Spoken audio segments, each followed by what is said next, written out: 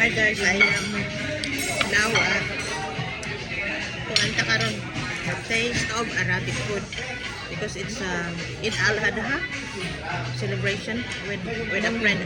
Yeah, a good friend from Pakistan.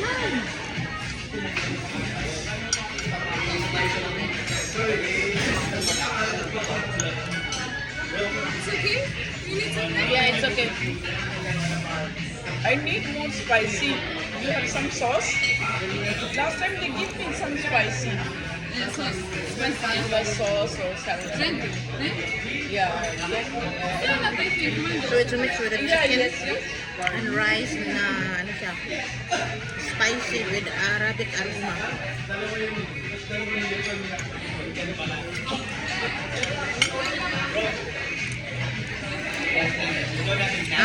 Ang serving nila is really big. Yes, please. Can eat 2 to 3 person. I like this. So yummy. I want some also, please.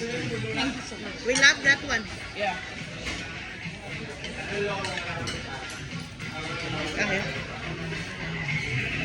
Yeah, I will ask more if I want. Oh, yeah, thank you.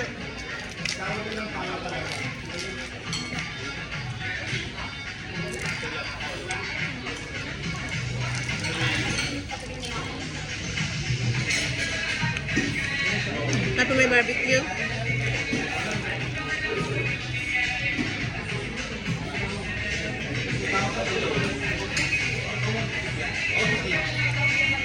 So, ang akong style ko murag, nung nandot na ginaan ko mag when I have some special na kung sa pagkaon, video ta. So, ipagkita na sa inyo kung ang kwan kinds of luto. Like, kung ano ko dari sa Dubai is 15 years. So, I about time for me to show something. Literally, I'm cook at home. Pero some occasion, magkakaulog yun, ani. With some friend. It's better with a friend all the time.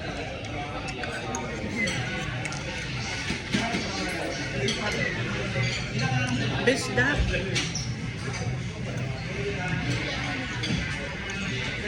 Gamit ang kutsara dahil kay walang pangkuan man nga kuan restaurant food ng mga Arabic. Yeah, with korma.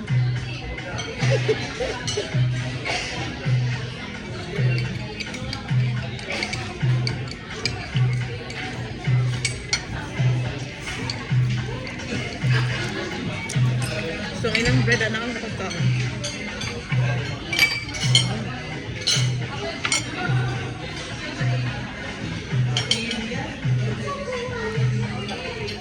Bye! Sunod na sad.